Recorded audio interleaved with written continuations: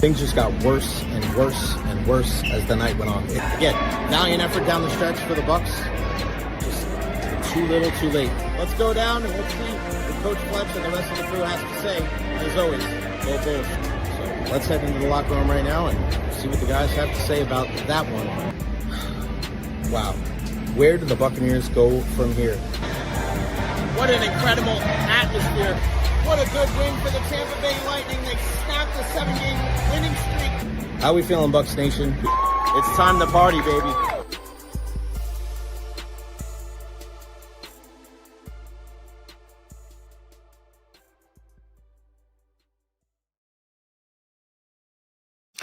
What is going on, everybody? Welcome to the Recher podcast. Happy October 13th, 2025.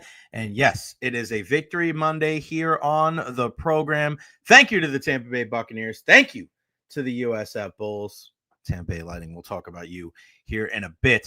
But man, what a day to be alive. What a day to be a fan of our sports teams here in the Tampa Bay area. Make sure you follow me on all social media platforms.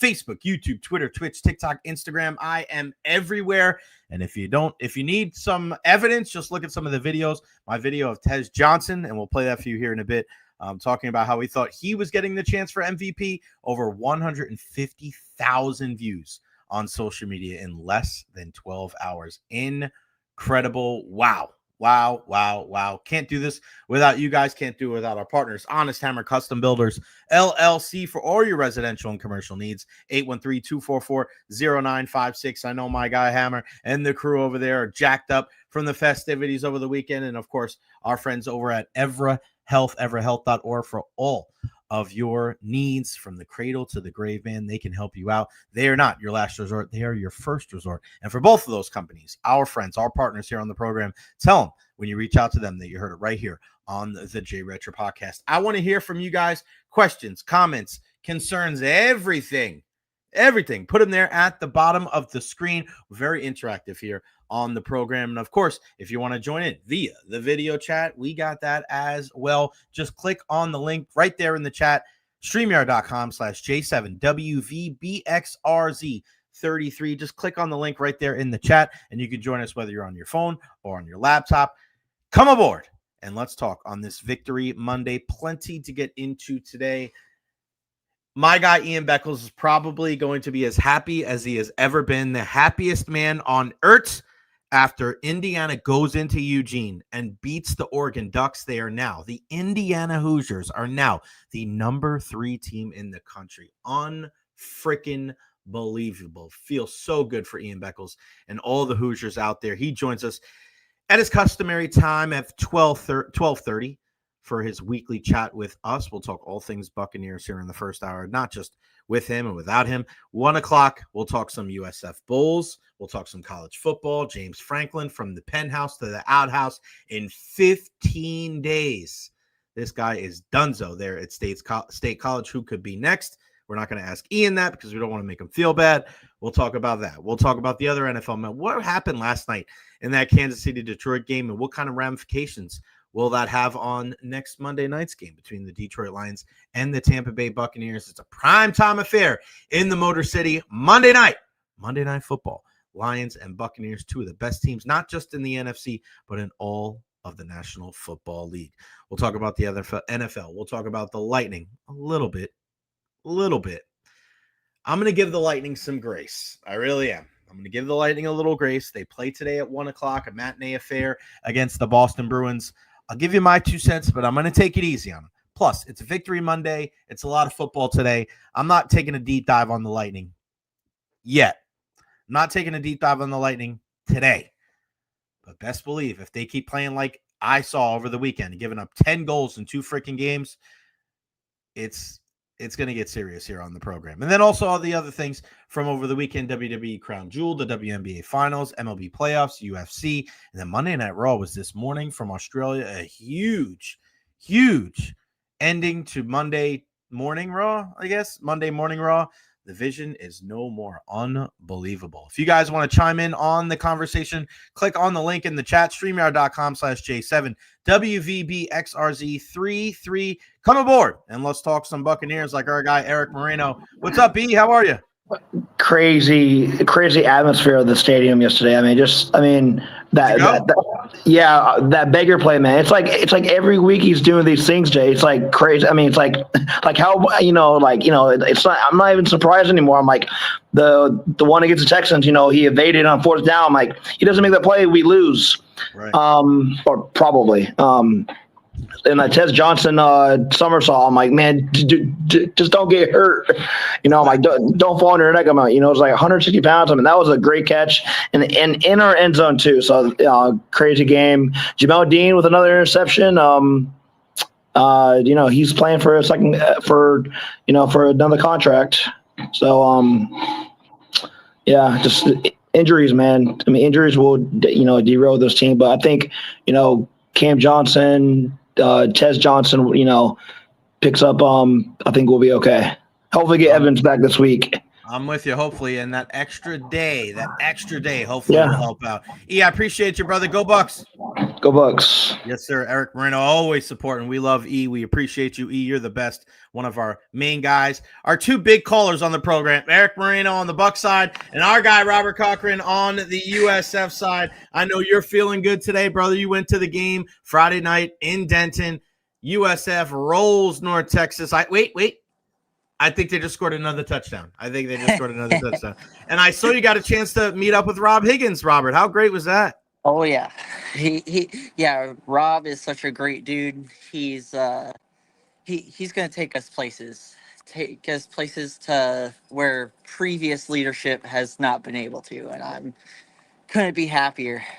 You got that right. How was the game, man? How was it being there Friday night?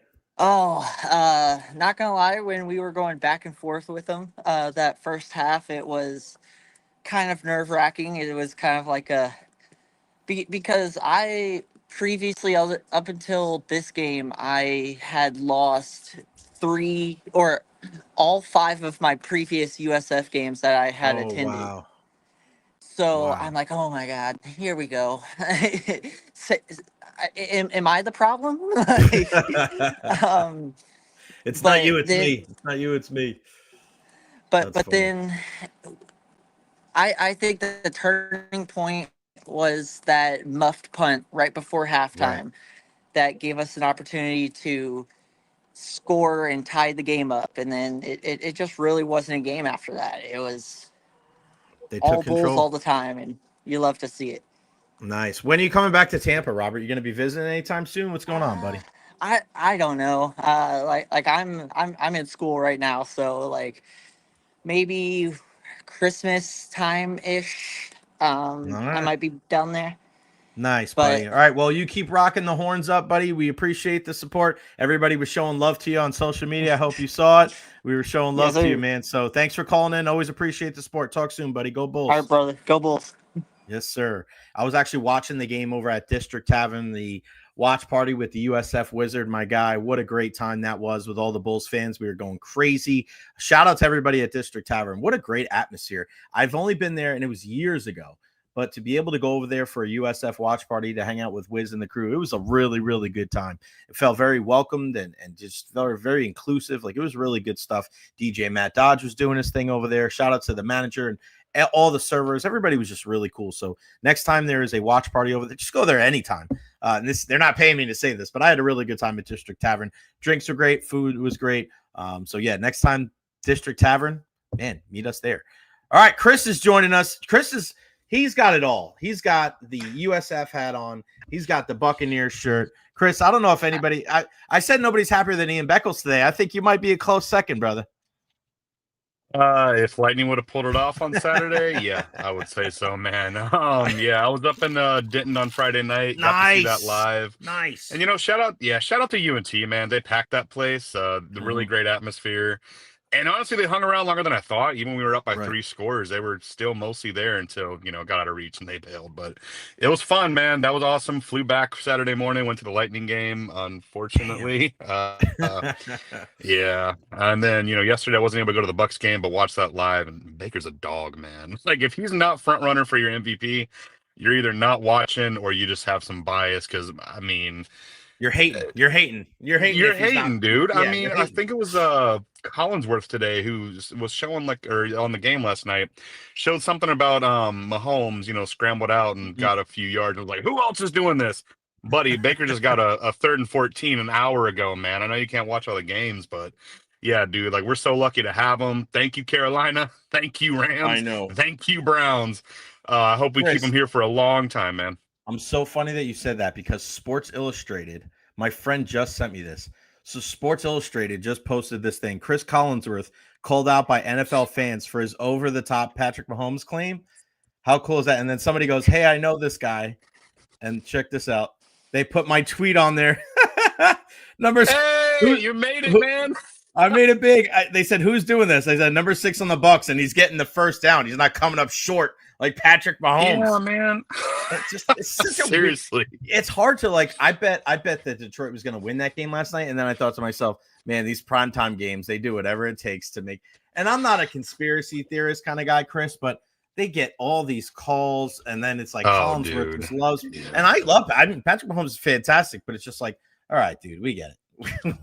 I mean, they didn't get a single penalty last night. When was the last time that happened in crazy. any game, man? How does that happen in a football game? Crazy. Unbelievable. Seriously, it's like when you're watching a hockey game and you're going like 2 periods without a power play. Like, come on, man. I know the other team ain't playing that clean. Give us a bone here. Yeah, exactly. Chris, you're the best, man. I appreciate the love and support, brother. Go Bulls, go Bucks, and we'll talk to you soon. All right. Take it easy, Jay. Appreciate you. You got it, man. Thank you, Chris. 3 phone calls in the first 10 minutes. We love it, man. You guys are the best, Chris. Great stuff. Chris is ready, man. He is so ready. Questions, comments, concerns, leave them there at the bottom of the screen. Happy Monday to everybody. Hockey all day today. Rolly, you had a weekend, buddy. Following my guy right here. What a game. Riveters after party. Honest Hammer. Sub Jay and fam. Great Bulls win. Bucks win. And Bolts today. LFG, our guy, Honest Hammer. No doubt about it. Always crushing it, our guy. Honest Hammer. And all these. Hold on. Getting there. River didn't make it to work today. Come on, Lady Evil. Eric Moreno, what's up to you? Tez's response to your question was hilarious. I haven't done anything this season. I'm gonna play that for you guys in a second. Victory, love that Tez was so cool about the MVP thing. He's the best. And shout out, look, can't do this without you guys. Maurice Tucker, $2 with the super chat. Thank you so much, man. The only way that we're going to keep this thing rolling is by the super chats, is by our partners here, Honest Hammer and EverHealth. Thank you so much, Mo. You are the man. Thank you so much. And for everybody that supported on Saturday, Thunder Rally, Sticks and Stools with the lovely Danielle McBroom. She fed me a rib. I fed her some coleslaw. Ryan Pepio came out. It's going to be a lot of fun. So whenever you see me post something about Sticks and Stools, make sure everybody comes on out. Christopher Cole's here. We just spoke with Robert Cochran. Look at Jake Kobe in here. Doesn't matter, buddy. Baker's balling. David Velasquez, he's our investigative reporter here on the Jay Recher podcast. Dolan in the house. What's up, Jay and everyone? Love Baker and the team. Great all-around weekend of football. You got that right, buddy. No, listen, I almost trust him to do it. Just like, hey, man, just what are you going to do, bro? Some guys are just like that. I'm sure that the St. Louis Cardinals fans didn't like it when Ozzie Smith was doing it back in the day as well. This injury shit is getting very annoying. You know what? It's funny that you say that, Dave, because you're not wrong. And we're going to talk about this a little bit later on the program about how that there's a lack of good football teams in the National Football League. And then even the good teams out there, when they lose their quarterback, like the Baltimore Ravens, you're like, their ass. Right? Like it's crazy, man. It's more about survival than thriving. It's more about survive than thrive. And the Buccaneers just find a way, man. Hard to be fully excited when there's bad news every game, but luckily it's not just them. Baker's part Rottweiler. I'm convinced of it.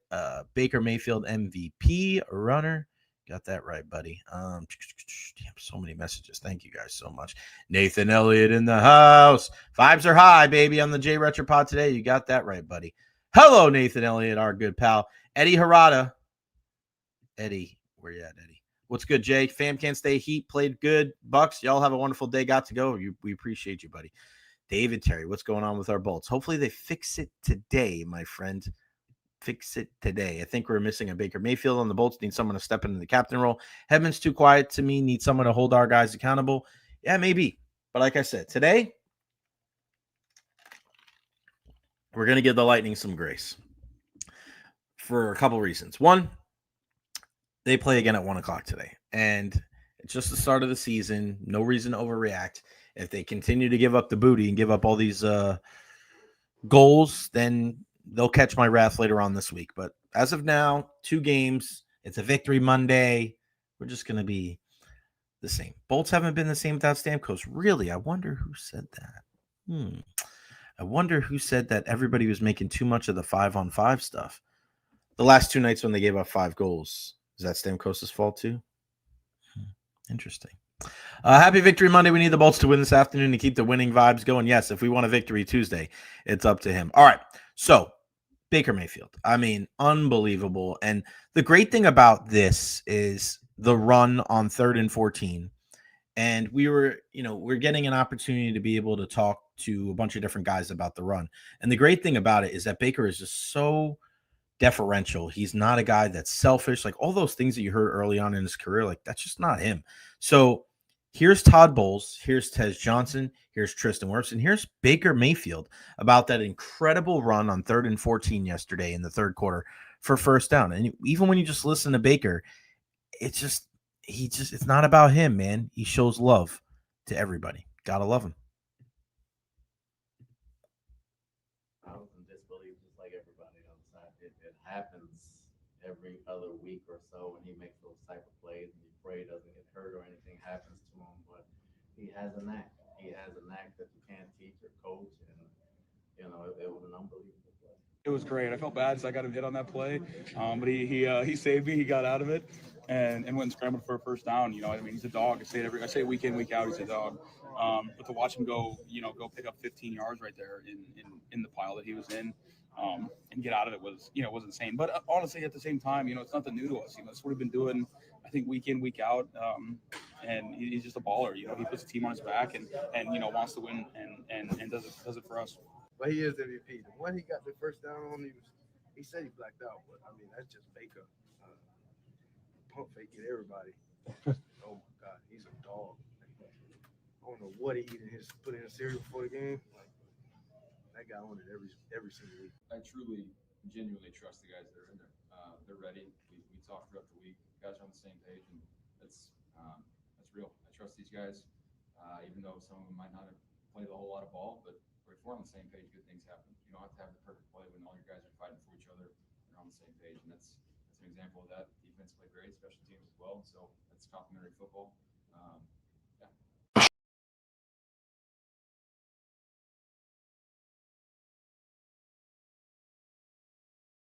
Didn't want to play the video because I put the video on my social media post, but don't want to play it here on the program because then they'll flag my YouTube video. I don't want to do that. So we're good. We're good. Please don't take our video down.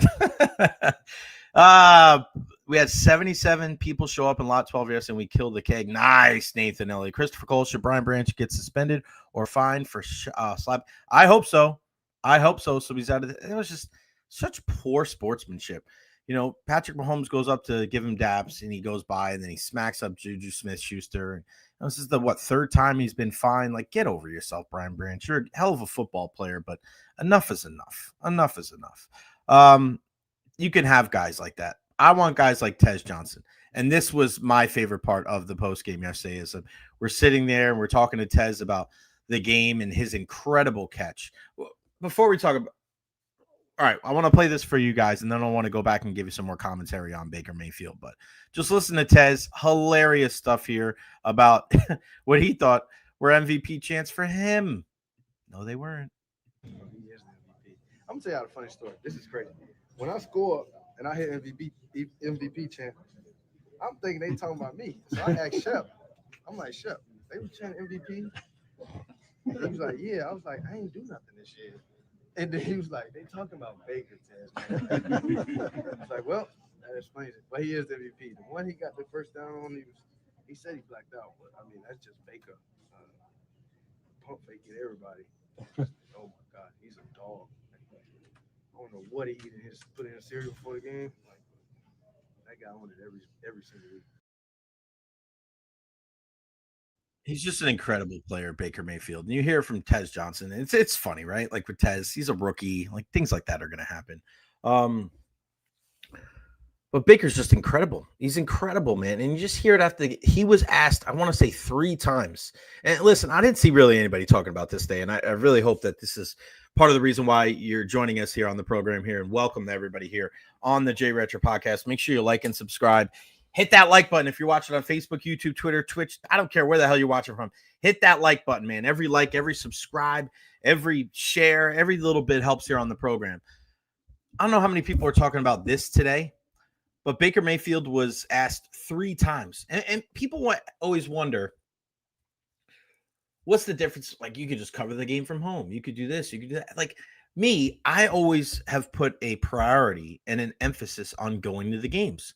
And when people talk bad about questions being asked in the locker room or thinking that they can cover games from home and it's the same thing as being there, it's not. It's not. And when you hear stuff like that on social media, I think it should be it should take people's credibility away a little bit, right? Oh, they shouldn't do this. They shouldn't. If you've never been in a locker, there's certain things that people don't say if you've been in a locker room before. And certain things that you glean from being in these locker rooms. One of the things that you can get from yesterday was how many times Baker Mayfield was asked about that run. 3rd and 14 in the third quarter, 15 yards, incredible display of effort and resilience and just not wanting to go down, not allowing himself to go down. And every single time he just, just gives credit to his teammates, credit to his teammates, credit to his teammates. This is a far cry from the guy that people thought was super immature coming out of Texas Tech and Oklahoma and Cleveland and all the things. And listen, and this is why I take it very seriously, the platform that I have. When you're somebody like Colin Cowherd, who has such an incredible platform, who is one of the most respected voices in the sports media landscape, and you just bash the shit out of Baker Mayfield so much early in his career, like, you're part of the problem. You can laugh about it now but you didn't like the guy because he wore his hat backwards. Ken Griffey Jr. wore his hat backwards. He's one of the greatest baseball players I've ever seen. Was that a problem with him? Shitting on Baker Mayfield, you put an unbelievably large negative connotation around that kid's name for really some of the stuff that we laud other athletes for. And now look at it. Now look at guys like him. Now look at guys like Sam Darnold. Like, we write off these young quarterbacks so early. A lot of these young quarterbacks, they need to be in a good situation. You got to have a good offensive line. You got to have weapons around you. You got to have a good play caller. You got to have a good organization. Because if not, you're a dumpster fire. I don't care what quarterback. You can put Patrick Mahomes on the Jets right now. They still ain't winning jack shit. Dolan brings up a good point. Colin Cowherd is now giving a lot of praise to Baker in this organization. It's surreal to hear him say that. You're right. You're totally right. I just love that so many people have contributed to this victory. So many different people. And think about it like this. A lot of people are going to be talking about these injuries. Emeka Egbuka, right? I mean, hopefully it's not too bad. But how have the Bucs been able to sustain all these injuries? I mean, Baker Mayfield's obviously a huge part, but let's show some love right here, right now to General Manager Jason Light, his front office guys and gals, and the scouting department for the Buccaneers. They have had this uncanny ability to unearth gems, especially after the second round in the draft. And some of these undrafted free agents too. Other teams out there and other fans, or let me say this right. Fans of other teams complain about their first and second draft picks not, coming to fruition, not playing well, not living up to their lofty draft status. Well, Light and company, they're out here playing chess while everybody else is crying about their checkers. Just look at the game yesterday. Rachaad White, a third-round pick in 2022, an absolute force. Where would this team be after the Bucky Irving injury without Rachaad White? So glad that they didn't listen to the vocal minority out there and trade this guy before the season started. A lot of tough yards for Rachaad yesterday. Great job in pass protection. Great job of catching the ball out of the backfield. Stud. How about another third round pick in 2023? Yaya Diaby with a couple of sacks yesterday. We've been talking a lot about pressures and turning them into sacks. Yaya had one of his best games of the year. He had one of his best games in a Buccaneer uniform yesterday against the San Francisco 49ers. It doesn't stop there. Think about it. Who scored a touchdown yesterday? An undrafted player from 2023, Sean Tucker out of Syracuse. Cam Johnson, an undrafted player from 2024 out of Barton College. So you have two, I mean, think about that. Two undrafted free agents, Sean Tucker and Cam Johnson, scored touchdowns for the Buccaneers yesterday. There's other teams out there that are cutting their draft picks. Cutting the draft picks that they made in that year, just a waste of a selection.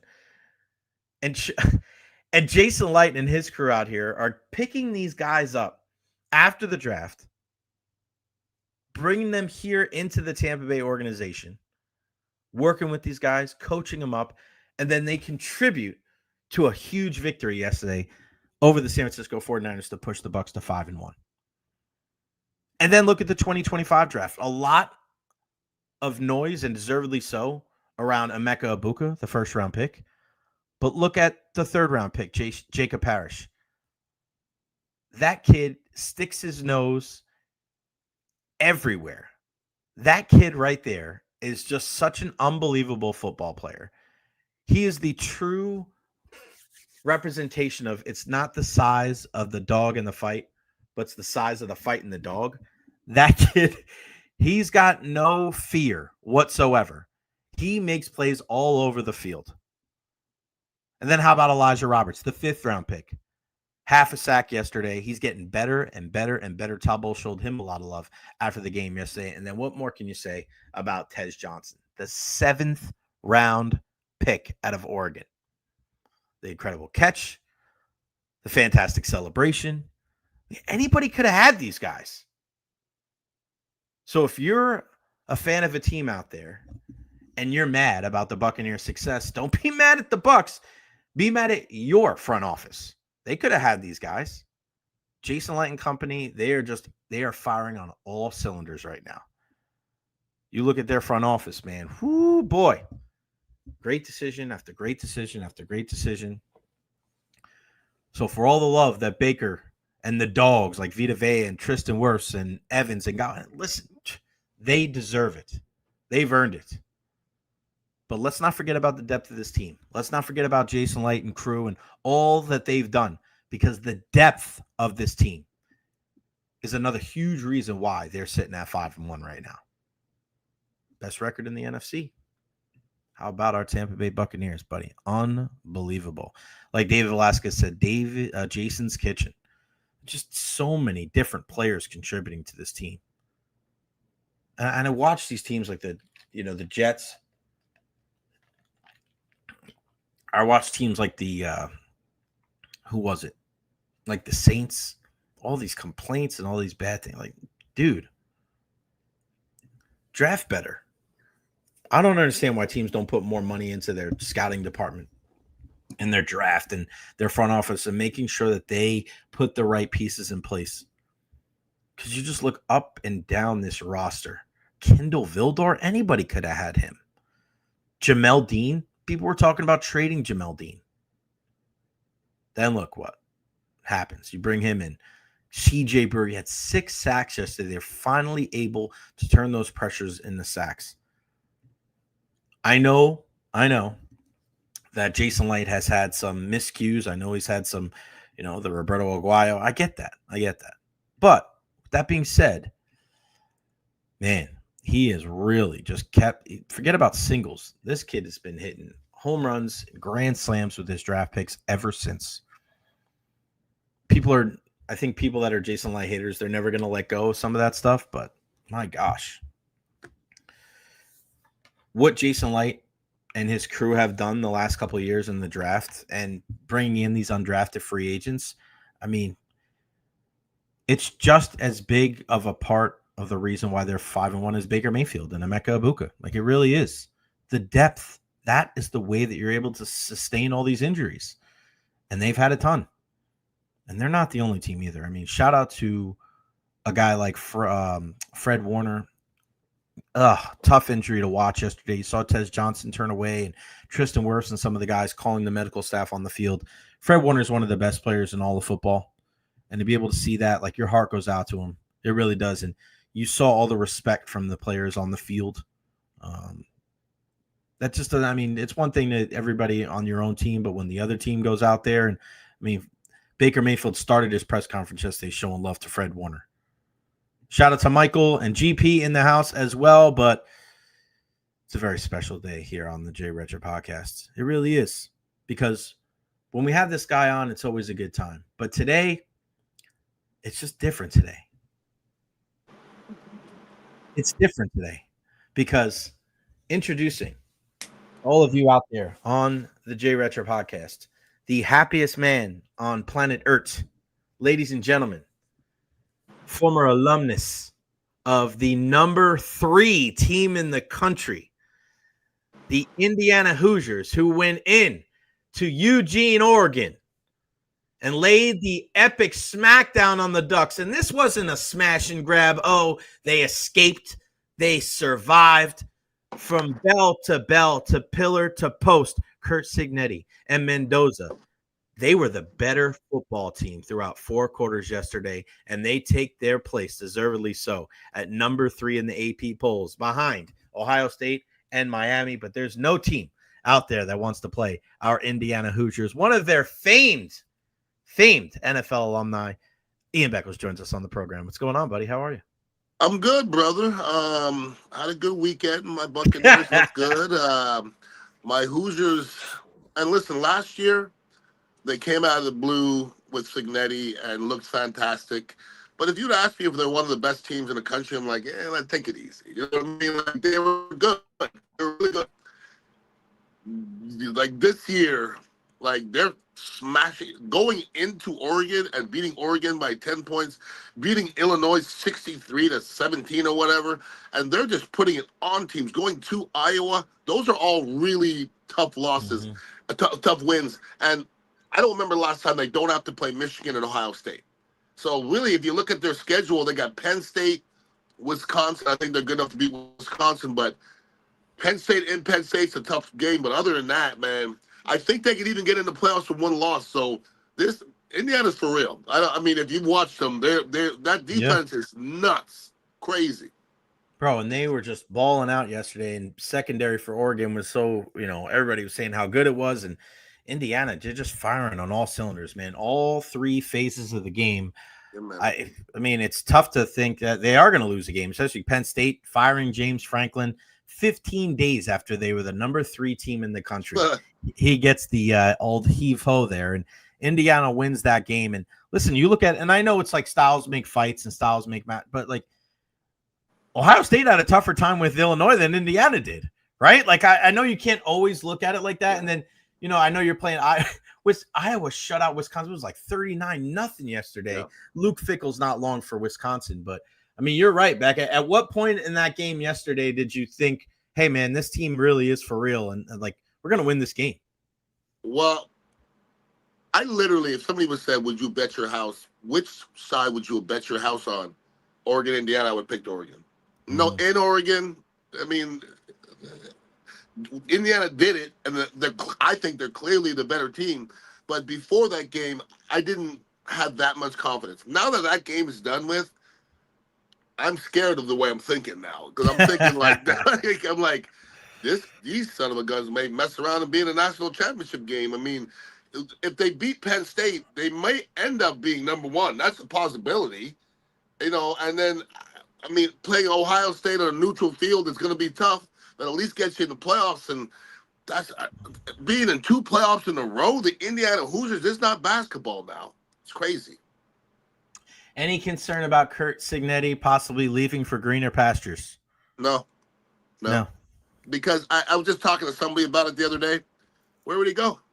Penn State now. He's a Pennsylvania guy. It's just about money. I would. Okay, you can go to Penn State and then reestablish yourself, but you're just on the equal basis to Indiana. It's the same conference. If you go to Penn State and you win there for 5 years, you're just a guy. If you go to Indiana and bring a national champion to Indiana and you're good for 10 years, you're going to be that guy. So I don't know why he would leave, to be honest. Listen, I'm not a homer, Jay. You know that. I don't care. But, like, for instance, if somebody succeeds at USF, they're going to leave. 100%. Because there's a ceiling to it. Indiana doesn't have a ceiling because Indiana can play anybody. And that schedule is equal to anybody else's. So he might leave, but I don't know. To me, Penn State is a lateral step to Indiana. Yeah, I mean, hard to disagree, man, because you're already in that big conference. Now, if USF was in a bigger conference, maybe we'd be having a different conversation. But as long as they're in the American, everything has to break their way. They don't have any opportunity. They don't have any leeway for missteps. That's for sure. Nope. Buccaneers 5-1. I mean, I'm walking in that locker room back, and you know me, just kind of looking around, and there's just a belief. There's a belief with this team. I was having this. Who was I talking to? Oh, I was talking to Martin Gramatic yesterday. Him and his brother Santiago. They said hello. Did you see his son, the high school son? I did not. Gaston, the G they call him, kicked the 60. He kicked a 62-yarder. No, he didn't. In high school on Friday night. 62. Come on now. It didn't even look right in the field. I was like, dude, and somebody sent it to me Friday night, and then it was all over social media on Saturday. And Martine's like, I can't even bring G up here. His head's so freaking big right now. Yeah, it is. I was like, hey, man, it's just the way it goes. But, we're talking to the Gramatica brothers, and we're just like, bro, there's so few times in sports where you look at your team and you go, they'll figure out a way. They'll figure out a way. Like we're pessimistic as sports fans, knowing that only one team is going to be at the top of the mountain at the end of the year. But the Bucs, you don't deserve stuff like that, Ian. You earn it. And right now, the Bucs 5-1 through 6 games. They lose Emeka Egbuka to an injury at the end of the first half. And it's like, all right, well, you know what? We're going to run the ball out with Rashad. No. He throws the ball to Cam Johnson and Tez Johnson. And like we've been, propping up Baker pretty much the entire season. But my God, this Buccaneers team, like it's almost like, hey, if something goes wrong, no big deal. They'll figure out a way. Well, I mean, as I get older, I stop making the same mistakes over and over. And I've underestimated this Buccaneer team because if you'd have told me that Baker Mayfield would be in the second half of a football game against a good team, and this is not a disrespectful thing, but throwing to nobody with nobody blocking for him. Okay. Mm-hmm. Like, no, but seriously though, yesterday I said, oh my God, Haggard's on the ground. And I thought to myself, at the beginning of the season, I never even heard of Haggard before. It's not Tristan Wirfs. And I'm thinking, where did Haggard even come from? Right. I'm watching guys catch touchdowns. I'm like, good, Tez Johnson. Somebody goes, that's Cameron Johnson. I'm like, huh? So how does that happen? Like, Jay, when you come into a training camp, all right, and you have Mike Evans, and you have Chris Godwin, you have McMillan, you have Egbuka, and everybody's running these routes, and Baker's throwing, okay? Baker doesn't throw to the second and third and fourth string guys very much. So for him to go out there in the fourth quarter and look as comfortable as he did with, like, our number one guy was the fifth receiver. Our first 4 guys are down. And for it to still flow like it did, I think, first of all, Baker needs to get, like, right now, if the season ended today, he's the MVP, and I don't know who's second. Period, done, MVP. And then Todd Bowles got to be the coach of the year because that is crazy. You have no business going to Seattle and doing that and then beating San Francisco. You have absolutely no business, and they're beating up these teams. It's funny you say that because Baker, they actually asked Baker, how often do you work with Cam Johnson? He's like, not very much. And he gave a lot of love, and you and I have talked about this over the years. Baker gave a lot of love to wide receivers coach Brian McClendon because that is when, and you can correct me if I'm wrong, in situations like this, people always think, oh, offense coordinator and defense coordinator. Those position coaches in football, when you get to that back end of the depth chart, your offensive coordinator may not know who your 6th receiver is, but your wide receivers coach knows him. So the fact that BMAC has these guys ready to go out there and make plays, like, he deserves some love as well. No doubt. And when you got practice squad players in there, it's hard to expect them to know what the hell they're doing. And there hasn't been a fall off this year. And what's amazing about this Buccaneer team, for the most part of this season, it's either we've won defensively or won offensively. And I don't know if they've even played a complete game yet, and they haven't been full strength in a long damn time. That's scary. And that's man. scary. Like when you get some of these names back, I mean, I don't know where you're gonna have. There's gonna be too many freaking people out there, dog. And that's a good problem to have. And when Bucky comes back, and Bucky's gonna come back, you know what else is beautiful, Jay? Like if you're 5-1. Okay, if we're 3-3. You got to get guys back. We got to get guys back. When you're 5-1, now let's give them a week. Give them one more week. And every week is important. But when you keep on winning despite having these injuries, boy, it lets people get a little bit better before they come back, which is a beautiful thing. I asked Baker in the post game yesterday. I said, "Big, Rashad White, talk to me about Rashad, because with Bucky out, I mean, he has not missed a beat, and he runs hard, man. He gets hard, tough yards. He does all the dirty work, right? He pass protects. He goes out there and makes tough catches. Like everybody before the season, trade Jamel Dean, trade Rashad White. Jamel Dean had an interception and a sack yesterday, his first one in his career. Where the hell would this Buccaneers team would be without those two guys? There's no such, in my opinion, there's no such thing as depth in the NFL, because once you think you have it, it gets tested. And then I wouldn't say the wide receiver room has depth right now, because shit, they got 4 guys out. So, I mean, just an incredible performance by those two guys, where a lot of people in this city wanted to run him out of town. Well, Jay, you've heard me speak about Rashad before. I don't know if he's not my second favorite player on the Buccaneers, because he's grimy, okay? And I like grimy players. Ask me who's been a better running back in the last 2 years, and it's Rashad, okay? Over Bucky. Because he's there. Right. Always. Availability. Yep. Always. He's always there. He's always balling out. He's always doing the grimy stuff. He's the one blocking. He's the one never complaining. Bucky gets all the, you never hear a complaint. And that's another thing I want to say about this Buccaneer team. You see other teams are acting a fool, and you see other teams, there's bickering going on, and you see Cleveland, and there's a mess going on in the locker room. I'm not hearing any turmoil, because we've had turmoil in the past, even with good teams. There's been there's been issues. I haven't heard any turmoil in this locker room in a long time. So that's also a testament to Todd Bowles and his locker room. Yeah, no doubt. And listen, I'm obviously winning quiets a lot of that stuff, right? But I mean, even the last 2 years when they went in the skid in the middle of the season, I didn't hear that either, right? And Chan brings up, how did I not see this before? Jay looks like Baker's little bro, the resemblance. I'm 10 years older than Baker, so if anything, he's my little bro. So there you go. You're his doppelganger, though. I was the first person. Yes, was I the first person to say years ago. Before he was on the Bucs. When he was with the Browns. Can you please dress up like him, please? Bro, please. You know what? It's so funny. Like, I had this dream that, well, not a dream, but I was like thinking about this the other day. It'd be pretty funny if during his press conference on Wednesday, I walked out to do the press conference, and then Baker walked into the media room with shiny purple shoes on.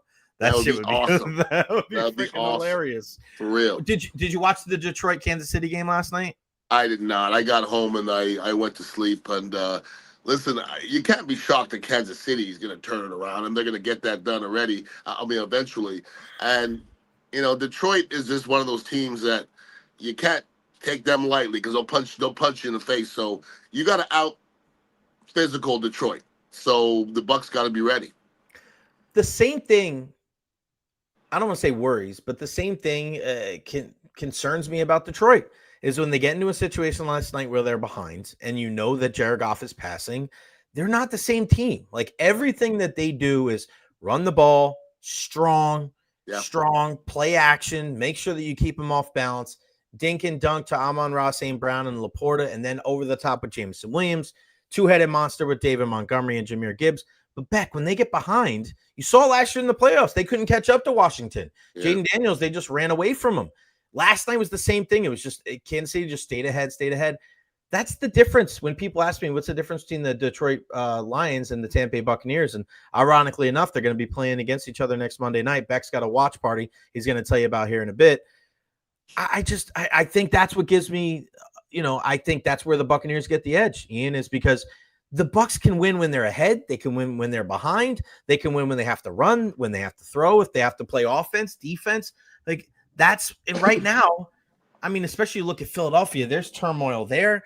I mean, the Bucs, in my opinion, are the best team in the NFC right now, and the record proves it, 5-1. I'm not sure they're not the best team in the NFL right now. Right. And when you talk about running teams, let's go back to my Indiana years. We had the number one rusher in the nation in Anthony Thompson. One game, he had 55 carries for 377. So we toted the bill, right? If we're down 14, we lose. That's just the way it is. We toted the bill. And when I play NCAA in Madden system, if I'm down 14, because I run the ball, okay? Yeah. I think Detroit's that type of team. The Buccaneers say they're a running team, but they're not a running team. They're not. They're a passing team. Because yesterday I go, how often do the Bucs run the ball 2 times in a row? Not very often, okay? Right. Philadelphia does it often, and they catch them. Sometimes Philadelphia's offense looks really stagnant, okay? Same with Detroit. So if you stop their run, and the Buccaneers are one of them defenses that have the ability to do it, and they haven't been as good as of late, but if you stop Detroit's run, you have a good chance, that's for sure. 23 passes from Baker yesterday, 26 runs. That's beautiful. So that's beautiful. We always talk about the balance. We always talk about it's not so much the yards, it's about the attempts. Yep. So I'll ask you again. Right now, Buccaneers the best team in the NFL? Yeah. Yeah. And I think it's because of Baker first and foremost, and because of how they're doing it. Okay? Because if they were full strength, I'd be like, okay, but their ceiling would be they'd be hitting this. The Bucs are not close to the ceiling right now. There's no way. There's no way you can't tell me that they're not better with Mike Evans and not better with and Godwin. We don't know what Godwin's coming back, okay? But now we're talking about Ibuka being out. If these guys can figure out a way to beat Detroit because yesterday we had our 5th wide receiver was a 1. 5th. So how do you win games like that? And Kate Otten all of a sudden is woken up, and I think because they were talking about the ratings for Heck, the right tackle, and they ain't good. Because the Bucs know that. So when Kate Otten's numbers were down, it's because he's probably trying to save Heck's ass. So they're kind of letting Heck do his thing now, maybe sliding to him a little bit more, and we're seeing a little bit more Kate Otten. But it scares me a little bit playing Detroit, being that short-handed without Ibuka. That scares me a little bit. Part of the reason why, that they're, in my opinion as well, when you think about it, it's like you said, complementary football, right? That's another reason why I'm so high in the Bucs. And that's probably the number one reason why I'm so high in the Bucs is because of the complementary football. 1 week it's the offense, 1 week it's the defense, and they just find a way to win, Beck. And that's the hardest thing to do in the NFL is finding a way to win. And the Buccaneers, week after week, regardless of the opponent, regardless of whether it's at home or on the road, they just do it. And some other teams, and you say, well, we're playing the Ravens. Okay, let's say Lamar's healthy. We got to make sure Lamar doesn't get out of the. But if you say we're playing the Buccaneers, who do you have to be worried about? I can't even think of a name. It's just the team.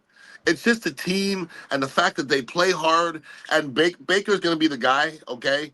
Don't let him do this and that, but I don't know if you could stop Baker from being Baker at this moment. And situationally, when people are talking about him being the MVP, and Jay, I got no homer in me, who's he going against right now? Who is he going against? And he checks every box, and if you're watching Buccaneer football right now, yesterday, that one run yesterday, I look and I go, if this was college, that would win him the Heisman. I'm like, who does that? In that situation.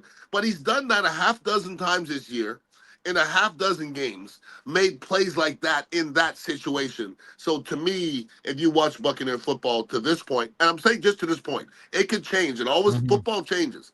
To this point, he's the MVP, period. Win another Heisman. There you go. Win another one. I was having this conversation too yesterday with Fred Goodall from the AP. There's just a lot of bad football out there too, Beck. And I think one of the things too with the Buccaneers that we gotta make sure. Everybody says, "Oh, the training staff and this and that." Dude, look across the NFL. There's injuries Everywhere. everywhere. Look at your fantasy football team and look at how many guys.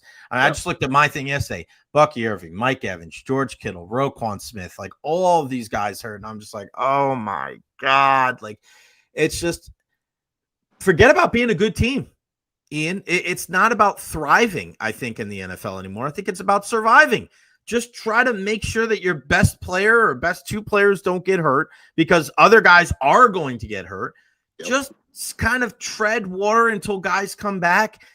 Don't kill yourself, right? It doesn't even seem like you're going out there and it's like, hey, we're going to fire on all cylinders. We're going to make sure that we do our best game plan. A lot of times it's like, just don't rock the boat. Just try to stay above water and you're going to win games. Don't beat yourself. You know what's funny, Jay, is I sit here and I like to gamble a little bit, and people around me like to gamble. And on Sundays, I like to listen to. Sometimes you're there, sometimes Bert's there, sometimes Josh is there. Everybody's talking about their parlays, and I only need this and I only need that. And I feel like telling them, at least one of those players is gonna get hurt, right? That's just the way football is these days. And you got a list of 10 players, one of them cats is gonna come out of the game. That's just, and football used to be different. Like right. Paul Gruber never missed a play. Tony Mayberry never missed a play. And some guys never miss plays. Quarterbacks never miss games. You got the quarterback for the Giants. He's come out of the game twice for concussions in 2 games. I mean, people play 15 years and don't come out the game. So I don't know if the players are built different or the game is different, but it's certainly different. I had a 9-leg parlay yesterday in that Buccaneers game. And Obuka messed it up. And Abuka was the 2 that messed it up. I had Baker with a touchdown pass, McCaffrey and Rashad White over 50 yards rushing, Sterling Shepard 25 yards receiving, 2 catches for Rashad, and 225 yards passing with Baker, also with a pass TD. I needed 4 catches from Abuka. He got me 2, and 50 yards from Abuka. He got me 24. Mm-hmm. That would have been $270. There you go. But that's what it is, right? Like he screwed up my parlay pretty bad. That freaking guy. Football's tough, man. It's tough to stay out there, brother. It must be. You got that right. All right, tell us about that watch party next Monday. Yeah, man. I mean, we got to jump on these Bucks while they're still hot, and it's just we usually celebrate here at the Dignitary Cafe, but we're gonna do a dignitary party. My boy Paulie over there at Aloft in Midtown. It's a beautiful hotel there in Midtown. They have a restaurant, Sally Mar, upstairs that has great food. I'm going to invite a bunch of people. I know Tony Mayberry is going to be there, and Mark Royals, and I believe Ty J. Armstrong, and hopefully Jay Recher is going to be there. And I'll be there hanging out. And my boy Paulie will take good care of you. And they got some wonderful food and just a good place to hang out. And we have big screens. There's a pool area. The weather is absolutely gorgeous. So sitting outside watching the Buccaneers hopefully beat up on the Lions would be a lot of good fun. So next Monday, Aloft Midtown, not the downtown one, the Midtown one, upstairs in the Sally Mar restaurant. What's up with the Dignitary Cafe? How's things over there? Things are good, man. We're throwing it down. We had a nice crowds here on the weekend, and still pouring the best kava and kratom on the planet. How's Bert doing? Is he all right? He's just surviving. Bert's okay. Bert's okay. Were you here last week for the poker? No, I missed it. Yeah, Bert was at his all-time best then, man. He was really. Best. I heard he lost it. He slow rolled me. He had an all-time best slow roll. Wow. All-time best. Top notch. I'll tell you about it next time. Oh my gosh. Ian _Beckles. Check him out on Instagram. Make sure you check out the Dignitary Cafe, 4817 Southwest Road Boulevard. Best kava and kratom in town. Beckles and Recher podcast every Wednesday at 3:00. And then Aloft Midtown right there. Just shy, just south of 275, the overpass right there on the right-hand side. If you're going north and you see 275 in front of you, Aloft is right to the right there. Go check it out in there. I know that there's what is there? The place that we used to endorse. Walk-ons. Walk-ons. It's Walk-ons right there. If you went to Walk-ons, you went too far. Go back, turn around. It's right there on the other side. And go check us out next Monday night. Beck, always appreciate it, man. Congratulations to your Hoosiers and your Buccaneers. I'll talk to you on Wednesday. Go Hoosiers, baby. Go Hoosiers is right. Ian Beckles, always bringing the heat every Monday at 12:30 right here on the Jay Recher podcast. He ain't wrong. He ain't wrong at all. I saw you, Chan, in here. Chan's in here. Coach Bowles, Coach of the Year. I've said it since Game 3. Now we're here. National News getting on my level. Mike Norvell should demote himself. Thank you. Our guy Chan as well. $10 super chat. Can't do it without you. Thank you, buddy. Look at Mike Strzemka here. Always good to hear you, Jay. Ian, I'm going to buy a radio station, maybe a TV station, hire you two as the full-time commentators with 6 figures, an incredible insurance plan with unlimited bank for travel and spending it. I don't even turn on the radio anymore. I go straight to you, Jay. Happy Monday. Grading day, so I get the day off and get to listen to you live. Thanks, Mike. This is great. Keep up the good work. You're the best in the business, both of you. Actually, Mike, you're the man. Thank you so much, buddy. And if you do that, me and Ian are down. We are ready, buddy. We are ready. Chan, I do think Baker's MVP, but we cannot continue to need him to win it. For us, the third down runs by the QB got to get healthy and have the running backs run for first downs. What's going on, buddy? Appreciate you right there. Vader 87. Here's my man Trey. Trademark Star. What's up, buddy? Hope you are well. All right. So I don't disagree with you guys. Listen, Chan, going back to what you said about the Baker Mayfield thing. It's only like 3 times a game. You can live with that. If it was 7 or 8 or 9 or 10, he was getting sacked a shit ton of times, I'd agree with you. But if it's happening 3 times a game, and the reason why we remember it is because it's memorable. It's just the way it is. I can't take that dog out of him. I can't take that swag away from him. Like, that's his thing. That's his thing. I get it. If it was more than 3, 4, 5 times, I'd be concerned. But Baker's going to bake. That's just the way it's going to go. All right, let's talk real quick about my friends over at The Honest Hammer. TheHonestHammer.com.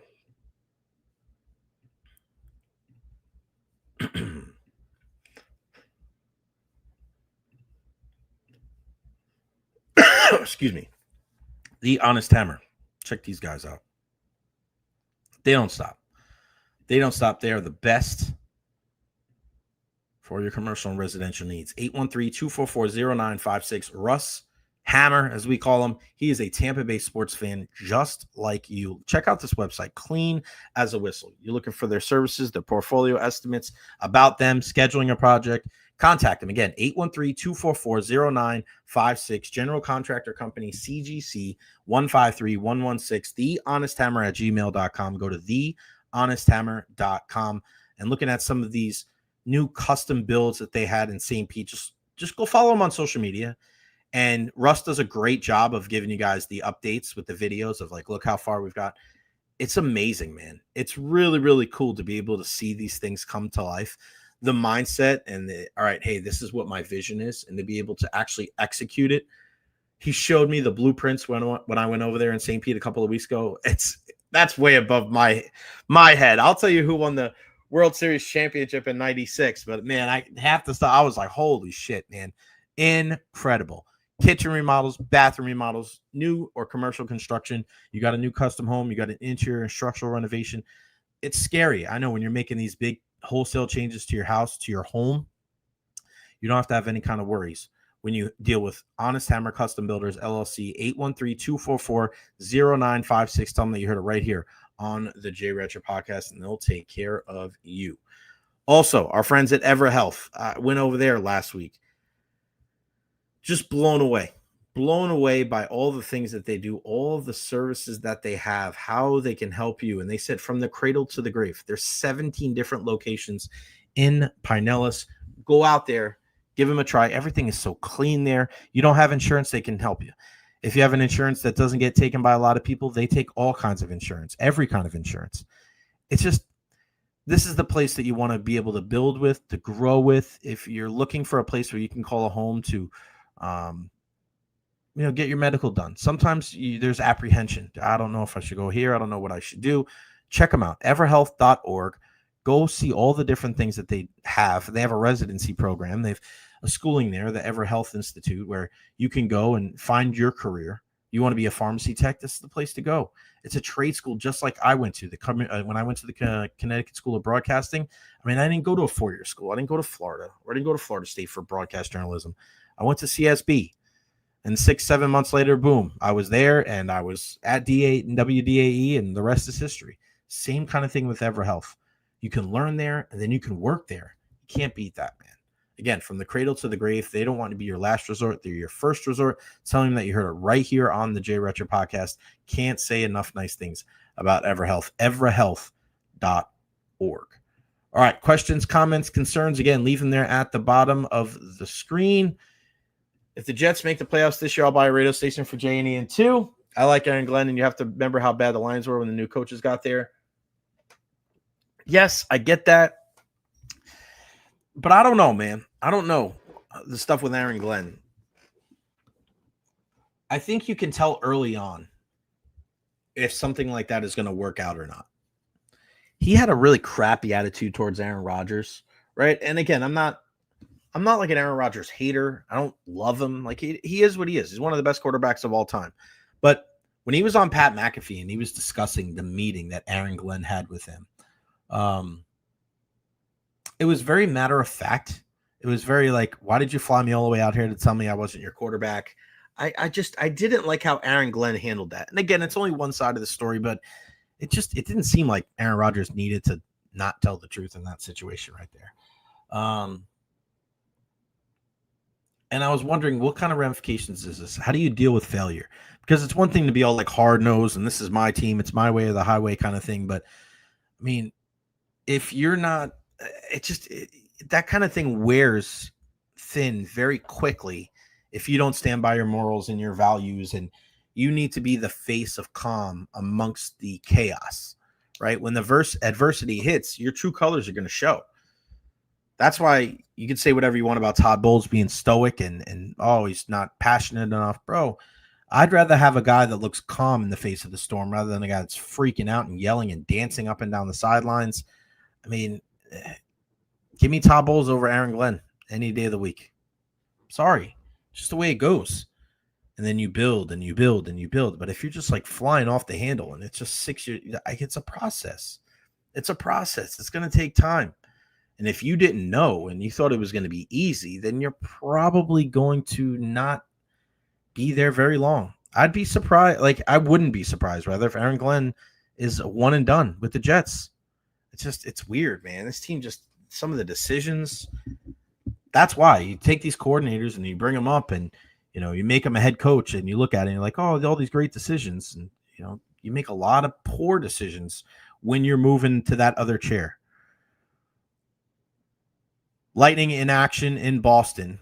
J.J. Moser is drawing into the lineup for the Lightning. Darren Radish is going to be scratched along with Jack Finley. Curtis Douglas looks to be back in for a second game. Andrei Vasilevsky, the backup.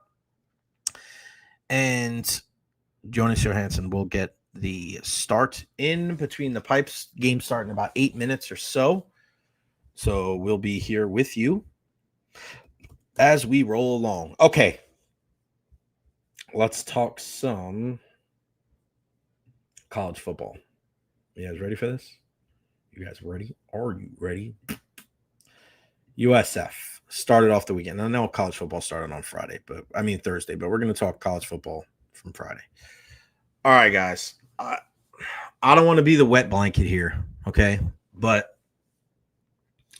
I'm not thrilled with what I've seen from USF. I'm not. They were the 24th team in the country last week. They're now the 19th team in the country after a 63-36 win over North Texas. And you guys know me. Like, I want USF to do well. I'm pulling for them. Love the whole, I love where they're at. And you look at, for them, homecoming coming up this weekend against FAU. I'm not thrilled with what I've seen the last couple of weeks. Because it's one thing to have some missteps. It's one thing to not be able to execute. But some of these silly mistakes that they've made the last couple of weeks, it can't happen. And if they were going to Memphis this week, I'd be concerned about them winning this game. They have a game in between with FAU, an opportunity to clean things up. They got to play cleaner football. It's one thing to win. I love that they put up 63 points. Their offense is incredible. But when you're not going to have as many possessions, when you're going against other teams that are going to make you pay for your mistakes. I mean, they turned the ball over 3 times in the first half, and it was 21-21. It's got to be better from everybody, up and down the lineup, offensively and defensively. Coach Golish knows it too. So I'm glad that they're number 19 in the country.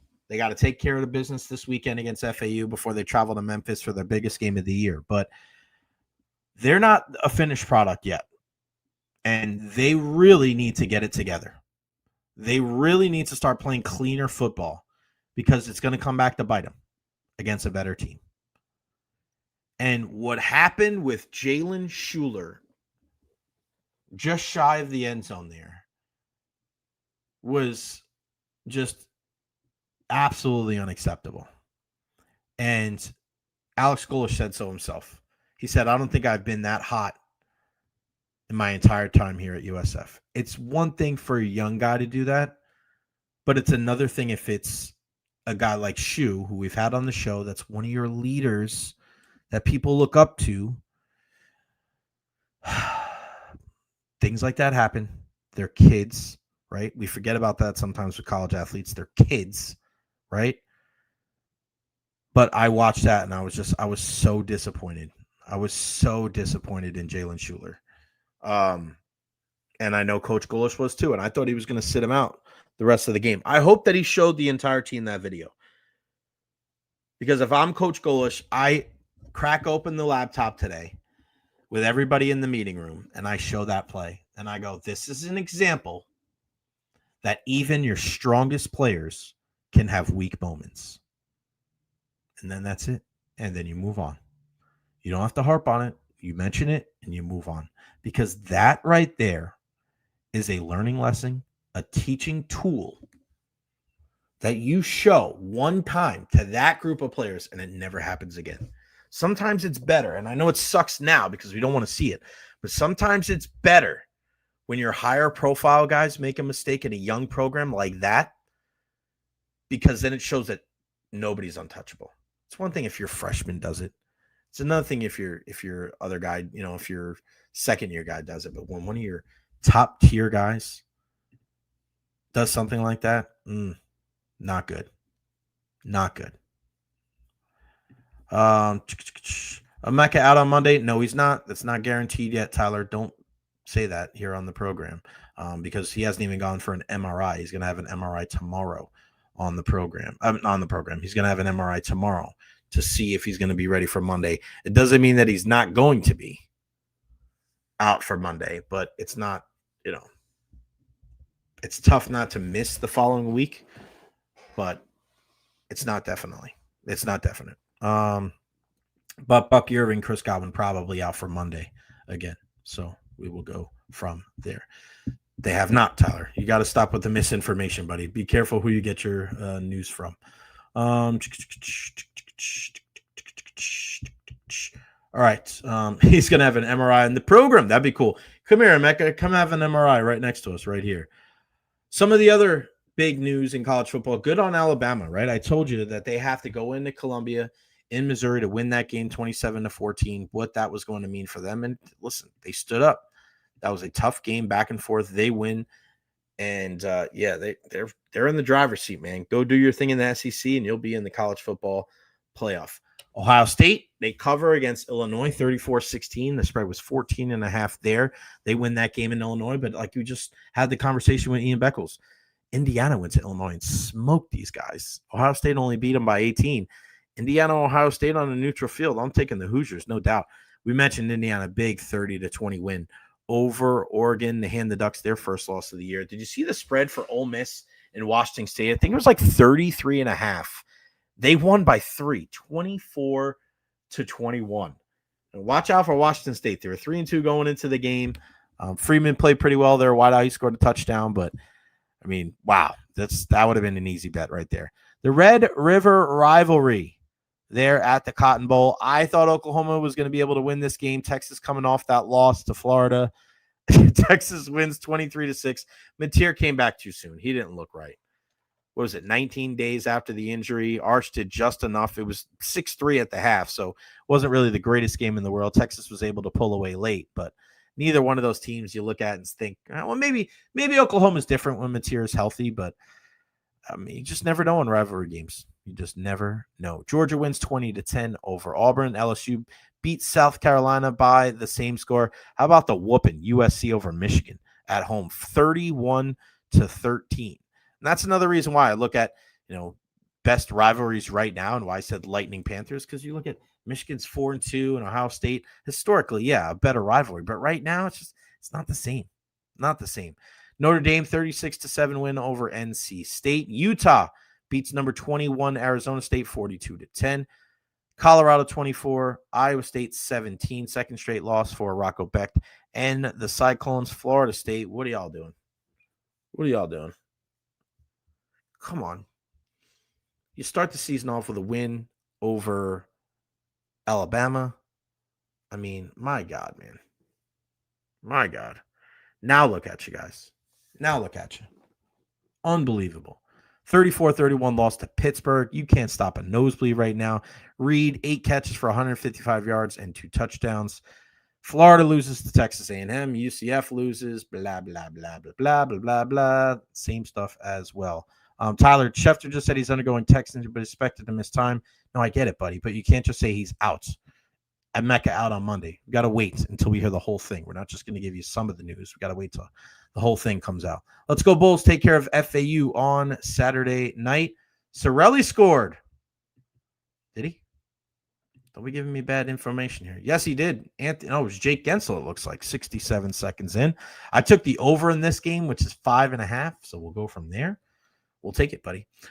James Franklin gets the heave-ho. Heave-ho from Penn State just 15 days ago. 15 days ago. He was the number 3 team in the country. He was leading the number 3 team in the country. And now look at him. Look at James Franklin. What did he get? $49 million? He's getting 20. Dude, he'll be fine. He'll be fine. I don't think there's going to be anything wrong with him. But you just kind of look at how everything has gone with Penn State. And they were, them in Texas. You looked at those two teams like, all right, here we go. These are going to be your top teams. Drew Aller came back. I never bought the Drew Aller stuff. And he's out for the year, and I hope the kid gets better. And I hope he's okay. But you lose 30-24 to Oregon. Everybody's like, man, overtime. What happens if they win that game? They could be the number 1 team in the country. Then you get beaten by a winless team in UCLA, and then you lose at home, Northwestern 22-21. Was it a rash decision? I think yes. Because I've said it before and I'll say it again. Penn State was one of those teams where the expanded college football playoff helps them as much as anybody else, because they're not Michigan, they're not Ohio State, and if they lose one of those games, they're still in the college football playoff. We saw it last year. So to give up on a guy like James Franklin, I get it, and I know the numbers don't bode well for him when it comes to top 25 games and all this other stuff. It just tells me that they were sick of it. They were sick of what they saw with James Franklin and the inability to get over the hump. But I thought they were getting closer. It's tough, man. But you're seeing the college football landscape kind of level out a little bit more. Damn, man. It's just really funky. Really funky. Sorelli ends up getting that goal. It said Gensel on the NHL media thing, but it's Sorelli from Gensel and Gonsalves. So 69 seconds into the game, they lead 1-0. Gronk is a big fan of when he scored that goal. But James Franklin, it won't be long. Somebody's going to be able to go and bring him in. I mean, look at what he was able to do at Vanderbilt. Listen, Penn State, before he was there, I mean, it was a while, right? Before they were really good again. We're going all the way back to the Paterno years. Who knows? All right. Penn State was there knocking at the door last year. But you look at what the next couple of games looks like, I think they kind of had an idea. Going to Iowa, who just smacked Nebraska. Then you travel to Ohio State. You host Indiana. You go to Michigan State, who stinks. You host Nebraska, and then you go to Rutgers. So, I mean, it's not going to bode well at the end of the season. Like, they'll probably win, 2 more games? 6 more? Probably win 4. It'll be 5-7. I think Penn State will finish 5-7. That's a precipitous fall from a team that we thought was one of the top 2 teams in the country, or not us, but the AP polls. My goodness. Penn State, how far you have fallen. Bye-bye. Bye-bye. Make sure I touch on everything here. Man, a lot of crazy stuff in college football, man. I'll tell you. Bill Belichick calls UNC exit rumors categorically false. Ugh, maybe you should be gone. UAB fires Trent Dilfer. He's gone as well. You're looking at all of these different guys that are out. Bray, Oregon State's coach Trent Bray, out after an 0-7 start. I mean, you look at these teams across, there's a lot of bad football, man. A lot of bad football out there. And I just asked Ian what he thought about Curt Cignetti. Does he think that he will go from Indiana to Penn State? And he just made the point of like, why? Why would you go? Why would you go somewhere else? It's kind of a lateral move. It's not like you're going to a bigger conference. You're getting more opportunities. Like now, Indiana and all that money's been going to basketball over the years. They're going to want to put that money into football. Why the hell not? Why the hell not? Let me see. Question here. Joseph Brennan says, no way Cignetti goes to Penn State. Yeah, I mean, I hear you, but he's also a Pennsylvania guy, so never say never. Chan wants to know, realistically, if Florida State gets rid of Norvell, where do they look for a replacement? I wouldn't be surprised if either Florida or Florida State starts knocking for Alex Golesh. I don't want to talk about that so much right now, but it's a realistic possibility, right? I hope Golesh stays here. I hope he's the long-term answer for the Bulls. But while the Bulls are still in the American, then this is something that, and we just had this conversation with Ian, as long as the Bulls are not in one of these power conferences, we have to be realistic and think that it's still a job that people look at as, all right, I'm going to have this until I get a better one. It sucks. Trust, I don't want it to be like that, but that's the reality of the situation. That's what you're going to get from me here on the program. I'm very optimistic, but I'm more realistic than anything else. So that could be a possibility, right? Do they ring up a guy like Alex Golesh?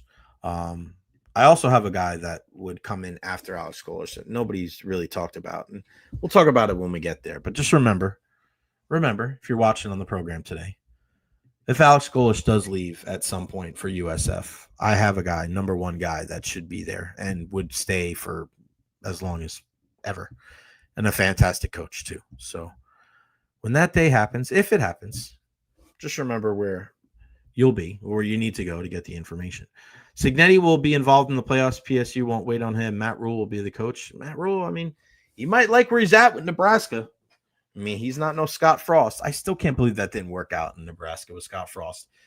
For as good as Frost did at UCF and going home to that program, and it was like, Nebraska, man, they ain't got shit else going on in that state.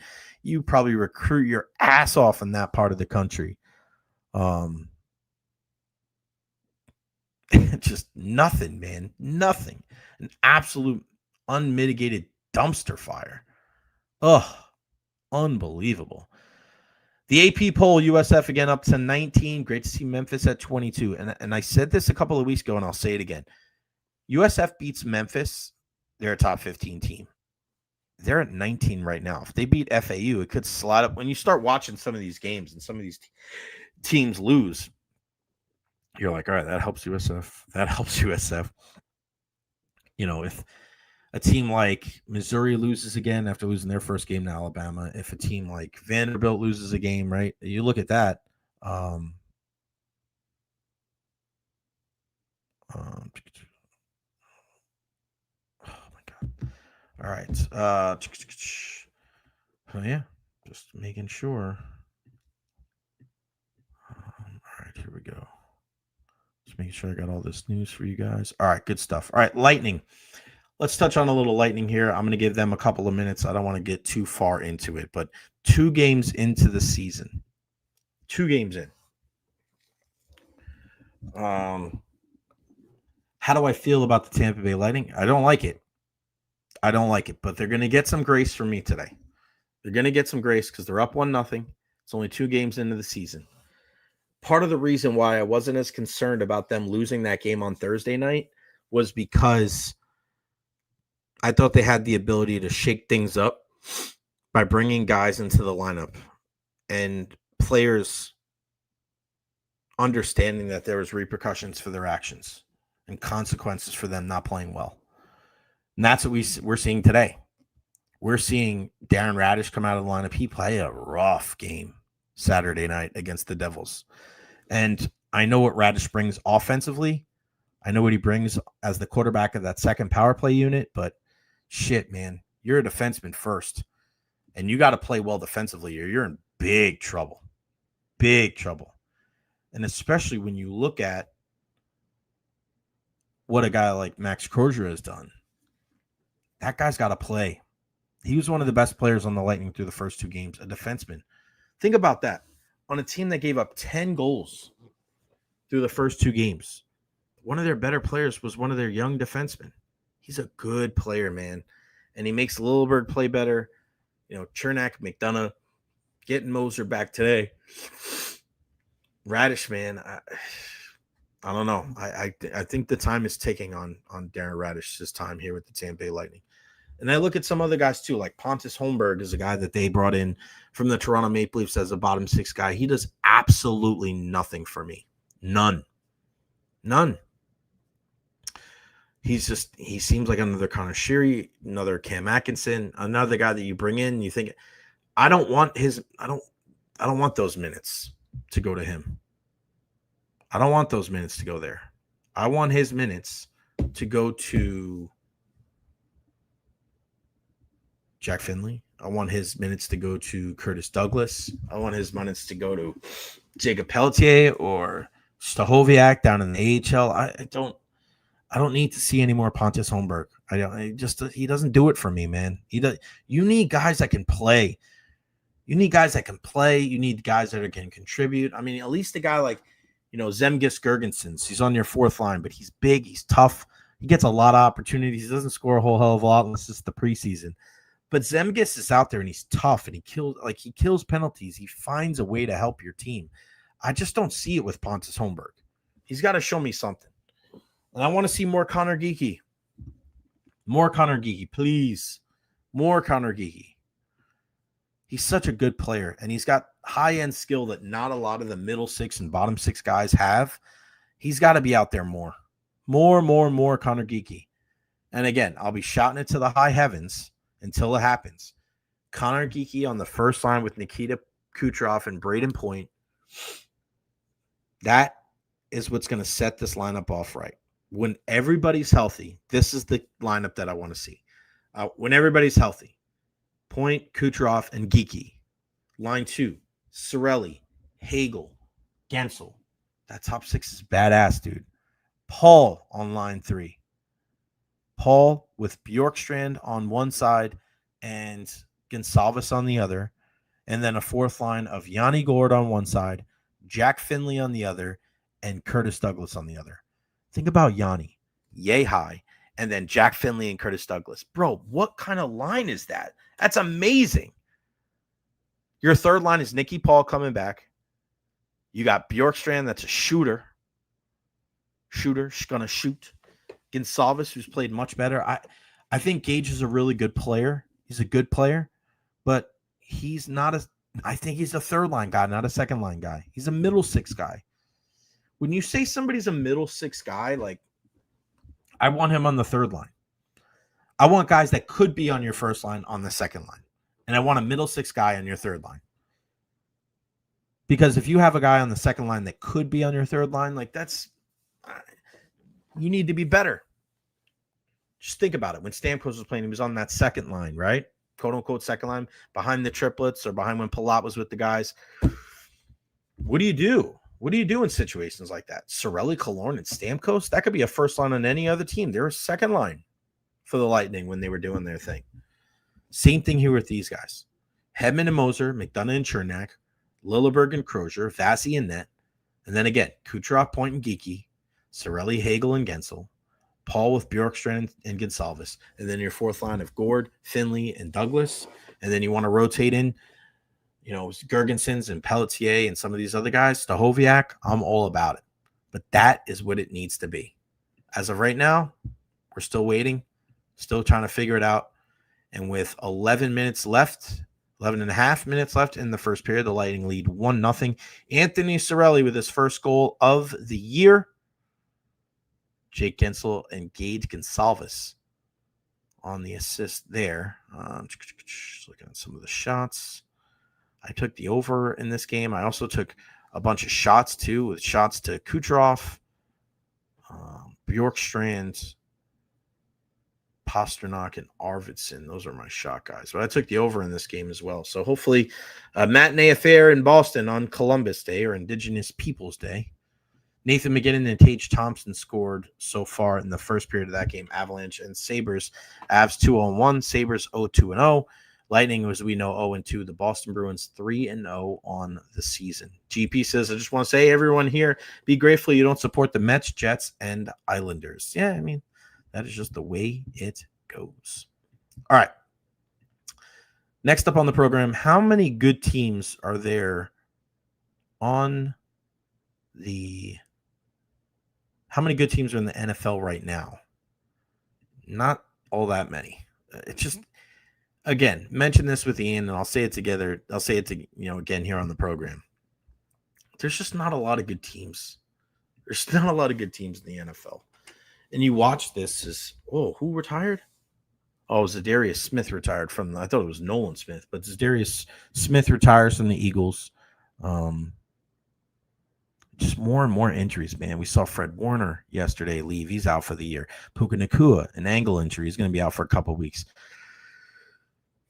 Anthony Richardson got hurt in warm-ups with the warm-up band. I'm not even going to say what I have to say about that one. Just looking at the good team, like how many good teams are out there? And the Jets are a dumpster fire. Did you wake up early on Sunday to watch that game between the Broncos and the Jets? I sure as hell hope you didn't. Ugh. Oh, God.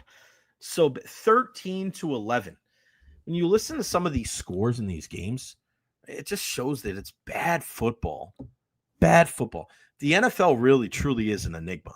It's because they put out bad product after bad product after bad product. And they're still the king, man. Still the king. Just crazy to me. Denver wins this game 13-11. Bad football. Bad football. My God, that was rough to watch. 13-11 there. Bo Nix leads the Broncos to a victory somehow, some way. Jets 0-6 on the season. They didn't even try to score before halftime, which I know infuriated Jets fans everywhere. So yeah, Broncos 4-2, Jets 0-6. We talked about the Buccaneers win. Colts and Cardinals. Jacoby Brissett coming in there for Kyler Murray. Did a decent job. Back and forth affair. That was actually one of the better games of the weekend. Jonathan Taylor runs for $123 and a touchdown. The Colts move to 5-1. I think the Cardinals, they're in the start of their free fall right now with Jonathan Gannon. Just keep an eye on that. The Colts are the perfect example of what I just said when it comes to the NFL teams out there. Just try to stay healthy. Try not to screw it up. Take care of business. Don't make any mistakes. Don't kill yourself. Stick to your strengths, and you can win. That's what the Colts are doing. I don't think the Colts are going to make any kind of noise come postseason time, but they're probably going to win this division. What more can you ask for? Going into this year, people were wondering why Daniel Jones. Why would you go out and get him? He's going to be comeback player of the year. Daniel Jones is going to win comeback player of the year this year. What Shane Steichen's been able to do with that young man, it's truly remarkable. Chargers, Dolphins, that wasn't a pretty game. LA comes back at the end. Herbert evades the pressure, finds Ladd McConkey. He races down the left sideline. They kick a field goal to win it 29-27 over the lowly Dolphins at 1-5.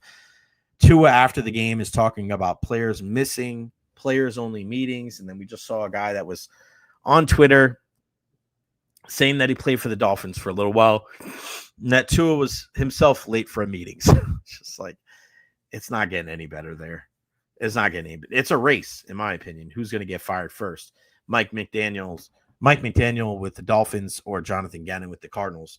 I think they'll both be gone before the end of the season. The Chargers find a way to win after two, not so great losses. They're 4-2.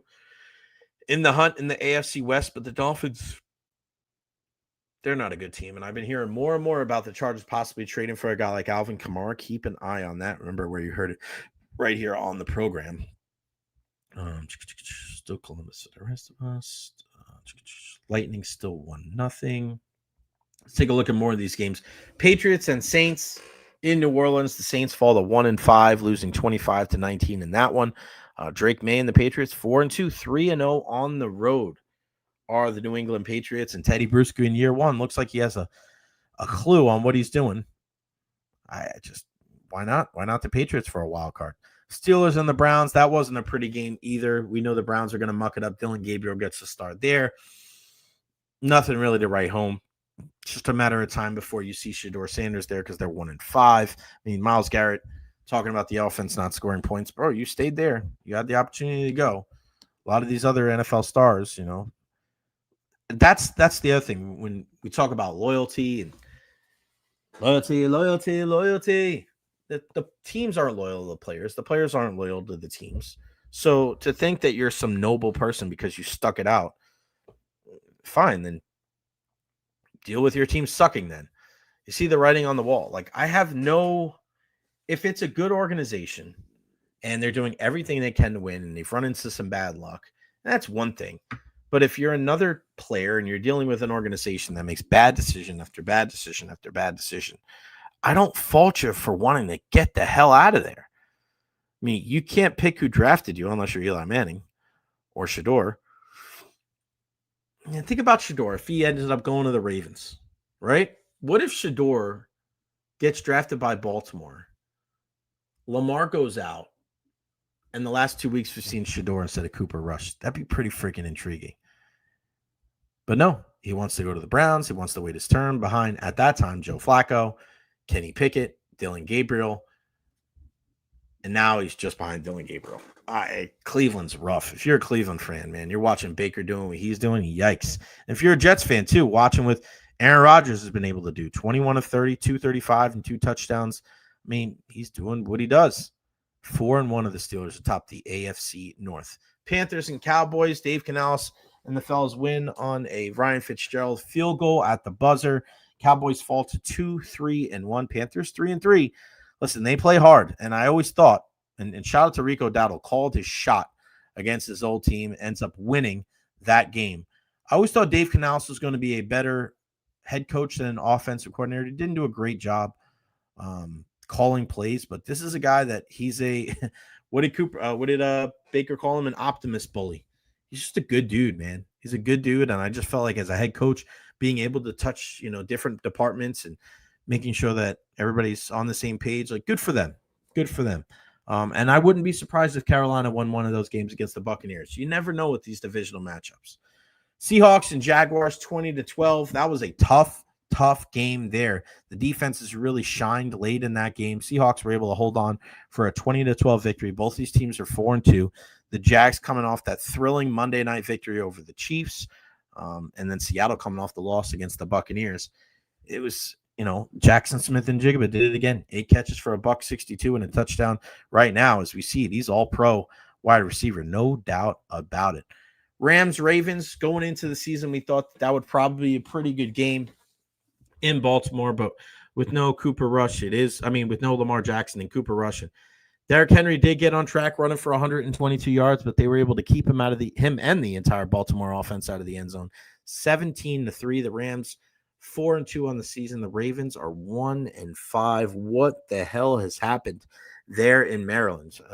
You could say that these teams don't have depth, but when you lose your quarterback and you lose your quarterback on the defense, Roquan Smith, I don't know if many teams are going to be competitive regardless of how deep your roster is, but man, Baltimore 1-5. It'll be interesting to see if they can make a run for it when Lamar comes back. Raphael in the house. What's going on, buddy? Good to see you, Raph. Hope all is well. Suck it, Liam. So glad the Bucks beat Liam at Liam's house. Can't wait for that matchup when that happens as well. Raiders beat the Titans 20-10. Packers over the Bengals. That was an ugly one, too. 27-18. And then the Sunday night matchup last night. The Chiefs win 30-17 over the Lions. Chiefs down 3-3. Lions fall to 4-2. the fact that the Chiefs are able to go through an entire game and not pick up a penalty is just mind-blowing to me. None? Not one penalty? Not one hold, not one illegal contact, not one? This is football. It's a physical game. It's weird, man. Very, very strange. Or is it? In the league, man, that's when you got to start thinking about stuff. When you listen to Chris Collinsworth, there's glazing freaking Patrick Mahomes out there. Like, I don't get it. I don't get it. Go out there and you win these games. And listen, they have incredible coaching, really good players. They're really starting to find themselves right now. But man, like, we'll see what happens the rest of the season when these guys start getting healthy. But it opens the door for Kansas City once again with all these injuries in the AFC. Would you take Buffalo over Kansas City in the playoffs? I don't know if I would. Still, Burrow's out, Lamar's out. Still Kansas City. They're still a threat. Detroit and what happened with Brian Branch at the end of that game, it's just not a good look. Not a good look. Very uncharacteristic, you would think, from a Lions team. Dan Campbell was mortified when he had to speak about that after the game. Mortified. Brian Branch, not giving daps, not showing any type of sportsmanship whatsoever to Patrick Mahomes after taking that L, and then goes over there and mushes Juju Smith-Schuster in the face, and Juju goes down. Like best Neymar impression. Again, with Detroit, I mentioned losing both of their coordinators. They're better than I thought they were going to be, and I still thought they were going to be a playoff team. But when you think of the situation with Detroit, when they get behind, it's their bugaboo. Jared Goff, when he can't evade the pressure. And I'm watching that game last night, and you see him when the pocket closes on him, and he doesn't have time to throw. He's a different guy. That's the biggest difference, because I feel like the last couple of seasons, as Baker has emerged, as Jared Goff has really gotten comfortable with Detroit, I feel like, they're here, right? They're both not in that top tier, maybe second, maybe not in the second tier, but bottom of the second tier, top of the third tier, right? Both those guys. Between the 8th and the 12th best quarterback in the game, probably. But the one thing that Baker has that Jared Goff does not is that ability to escape pressure in the pocket. And if you're a Detroit fan, you're looking at Jared Goff going, that's the one thing that scares me. When everything's on time, when everything's perfect, he does such a great job of delivering the football. But when it doesn't work, that's when you have your issues. Guy like Tua is the same way. There's certain you need that escapability in this type of game with all, and I think that's where some of the injuries play into it as well. Injuries to the offensive line, injuries to your guys in the wide receiver positions, right? You have to be able to get out of pressure. Baker can do it. Jared Goff cannot. We'll see how that affects them in the game Monday night. Werf's got a phantom holding call on him yesterday, shaking my head. Yes, that was one of the worst calls because the guy was going down and he was out of position and he was like losing his balance, and Tristan kind of just was like with him. He wasn't holding him. He just kind of like was blocking him. His hands were like following along with him. And it was like a holding penalty. I'm like, I don't know if that's really a holding penalty. Like, that was such bullshit to me. It is what it is. It is what it is. Lightning score another goal. Is it by the same freaking three guys? It looks like it. Sorelli from Genschel and Gonsalves. Again, a +2 for our guys. How about it? Get on the board, Anthony Sorelli. Good for you. Well done, young man. You'll love to see it. I think this is going to be a shootout. We'll see. I'm hoping. I'm praying, man. More goals. More goals. More goals. Tony. Oi, oi, oi. Good for you, Tony Sorelli. All right, we're going to finish the show today about everything else that was going on this weekend, and we'll start with WWE Crown Jewel.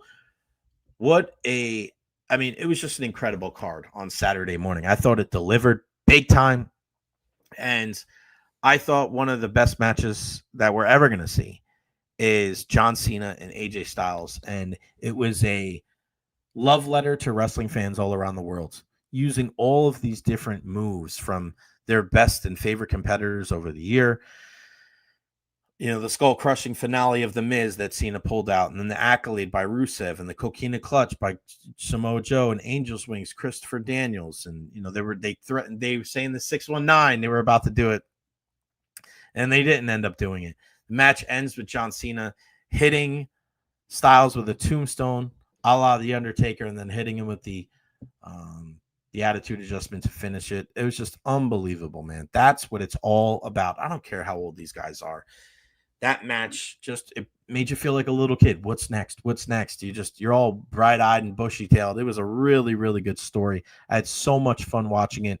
And it all started off with the introductions where John Cena handed the announcer a piece of paper that said, a special announcement for AJ Styles, showing love to him as during his time with TNA and leading the Bullet Club. And you could tell AJ Styles was very moved. That's what it's all about, man. It's about emotions. It's about emotions. That's why we watch wrestling. Rhea Ripley and Io Sky. I thought the Rhodes Rollins match was pretty good. Seth wins, punching Cody in the face with the watch. More on that in a second. Bronson Reed with a huge win over Roman Reigns. That defines him as a top-tier guy. And then the other match is Stephanie Vaquer beating Tiffany Stratton. But today was the big thing. Monday Night Raw during the morning. So Monday Morning Raw at the end of the show, after Seth Rollins is telling everybody he doesn't need anybody, and he just comes off of that victory over Cody Rhodes, solidifying him as the top guy in the business. He gets speared by Braun Breaker. Bronson Reed hits him with a tsunami splash off the top rope. Paul Heyman turns on him, so the vision is effectively done. And I'm just wondering if they're doing this because Seth said something last night about being able to fight with one shoulder. Does this knock him out for a while? Is that the reason why they did this? Because if not, you're talking about a faction that wasn't working early on, that was starting to finally come around, and then you just put the kibosh on it. We'll have to see. But really entertaining stuff from WWE in the morning, and then, Saturday morning, and then this morning as well. WNBA Finals, I told you guys this was going to be a sweep, and that's exactly what it was. Easy money right there. 97-86 win for the Las Vegas Aces over the Phoenix Mercury. I mean, what more can you say about the Aces? 3 times in 4 years. Chelsea Gray, Aja Wilson with 31 points. Like, come on. Honestly, I mean, what Becky Hammond has been able to do with this team, it's the dynasty right now. It's the next dynasty. We saw it with the Mercury. We saw it with the Lynx. We saw it back in the day with the Comets and the Sparks. Now we're seeing with the Las Vegas Aces. If it wasn't for last year when the New York Liberty were able to win with Sabrina Ionescu and Brianna Stewart and John Kell Jones, like, we would have seen 4 in a row. But the Las Vegas Aces, they're one of the most dominant teams in professional sports right now. No doubt about it. U.S. men's soccer with a 1-1 draw on Friday night. One of my favorite players from Ecuador, Ener Valencia. He's the timeless, the ageless wonder. He's like the Levante David of Ecuador. He scores in the first half. Able to bounce back, get a goal from Flo Balogun, which is great. I know that the U.S. is going to play Uruguay in November. Hopefully we can see you guys there over at Raymond James Stadium as they tune up for the 2026 World Cup. A lot of international games going on. I'm waiting. I'm ready for domestic play to be back once again. MMA action there in Brazil. Charles Oliveira with the submission to beat Gamrot there. I know everybody wants to see that. Second round, rear naked choke. Lucas Almeida lost, which was a little bit of a surprise to me. Davison Figueiredo with the split decision. Vicente Luque lost. So just, again, a little bit of an oversaturation when it comes to MMA, in my opinion, but we'll see. UFC White House event's going to be June 14th, maybe? I don't know. A lot of people want to get on that card. That should be a very, very good one right there. And, of course, the MLB playoffs. What a game Friday night. What a freaking game between the Tigers and the Mariners. They win on a walk-off hit. Whew, unbelievable, man. This has just been such a really good MLB playoffs. And then Seattle, coming off of that win, they win game 1 of the series last night against Toronto. In Toronto, a 3-1 victory. Cal Raleigh helps tie the game up. They go on to win the game. Randy Rosarena with a great catch, a couple of stolen bases. Jorge Polanco with a go-ahead RBI single. He's the guy that hit the walk-off against the Tigers. And then, of course, tonight, the NLCS starts. Dodgers in Milwaukee to take on the Brewers. This really is a David versus the Goliath type of thing. They play at 8:08. It'll be after the 5:03 start in Toronto. Seattle takes on Toronto. I think it's going to end up being Seattle and the Dodgers, a West Coast affair. Teams out in the East in Major League Baseball probably not too thrilled about that. All right. There you go. We touched on a little bit of everything on the program today. All right. All right. Good stuff. Good stuff all the way around. All right, guys, it's going to wrap it up for me. I'm going to go because we got to go watch some Lightning hockey as the first period wraps up. It's 2-0 Bolts right now, about 90 seconds left, 30 seconds left to go in the first period. So hopefully you guys are watching right along and supporting our Bolts. Hopefully they can get back in the win column after suffering 2 losses to start the season. A big thank you to our guy Ian Beckles for joining us on the program. Maurice Tucker, $1.99 with Super Chat. Later Skater with our guy Chan with the $10 Super Chat. Thank you guys so much for all your support.